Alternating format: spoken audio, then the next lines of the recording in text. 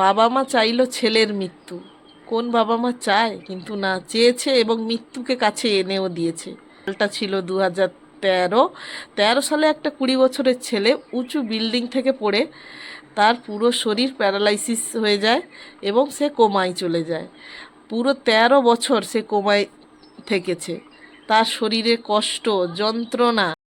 ঘটনাটা ঘটেছে উত্তরপ্রদেশের গাজিয়াবাদে। হরিশ রানা নামে একজন ছেলে। কোমায় থাকা মানে আমরা কি জানি? যে শুধুমাত্র শ্বাস চলবে আর হৃৎপিণ্ডটা বেঁচে থাকা, তাই তো? এইটুকু আমরা বুঝি। যদিও বা আমরা এত ডাক্তারির সম্পর্কে নলেজ নেই, শুধু ঘটনাটা নিয়েই বলছি। কেন একটা বাবা মা এরকম চাইলো? দীর্ঘ 13 বছর তারা কতই বা সেবা করবে বলুন? আর সব কিছু একটা খরচ, বৃদ্ধ বাবা মা ধীরে ধীরে বয়স হচ্ছে।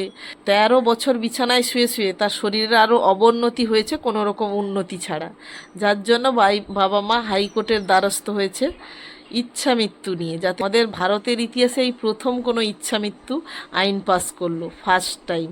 এবং ছেলেটার বাবা এটাও দাবি করেছে যে আমার ছেলের মতো অনেক সন্তান আছে, তাদের বাবা মা নিয়ে এরকম কষ্টে আছে, তারাও যাতে এরকম সুরাহা পেতে পারে। হ্যাঁ, এই ইচ্ছা মৃত্যু আইনটা অনেকের কাছে নতুন, আমার কাছেও নতুন ছিল। আমি একটা সিনেমা দেখেছিলাম, গুজারিস বলে একটা সিনেমা আছে, ঋত্বিক রোশন আর ঐশ্বরিয়া রায় বচ্চন।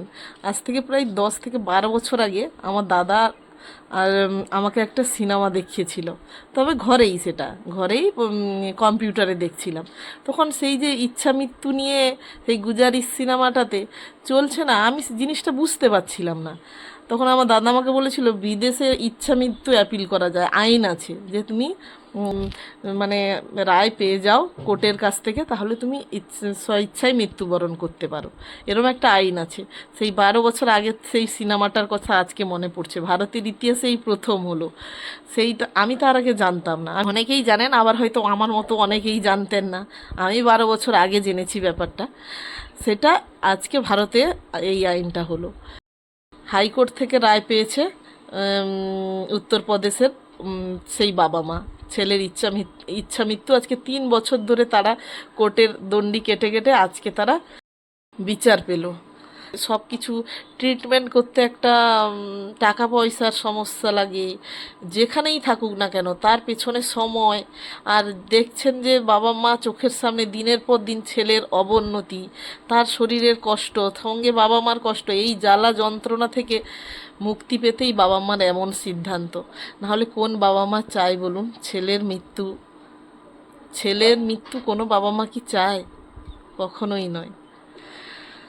তাই ভালো খারাপ আমি জানি না, কিন্তু কোথাও গিয়ে মনে হলো যে না, ঠিকঠাক আছে, কোথাও গিয়ে মনে আবার কষ্ট হচ্ছে। জানি এটা আর সবারই হবে। তাহলে আমাদের যদি এই রকম হয় কথাটা শুনে, তাহলে ওই বাবা মার মুখে তাহলে কেমন হচ্ছে? কারণ যে মা একটা সন্তান পেটে ধারণ করে, তার মৃত্যুর জন্য তাকে কোর্টে যেতে হয়, তাহলে সেই মার তাহলে বুকে কত জ্বালা যন্ত্রণা কষ্ট পাথর চেপে রেখে সে এই সিদ্ধান্ত নিয়েছিল, সেটা ভাবার বিষয়। জানি না কতটা শান্তিতে থাকতে পারবেন ওই বাবা মা। আপনাদের কি মতামত অবশ্যই কমেন্টে জানাবেন।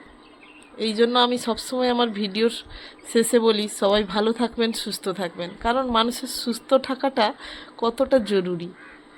সুস্থ মানে মানুষ যদি তার জীবনে কঠিন কোনো অসুখ বিসুখ না হয়ে থাকে, তাহলে মানুষের বলতে হবে যে সে লাকি মানুষ জীবনে। কারণ অসুখ বিসুখের কাছে না কেউ বড় নয়, তাই না? তাই আমার সব ভিডিওর লাস্টে আমি একটাই কথা বলি, সবাই ভালো থাকুন, সুস্থ থাকুন।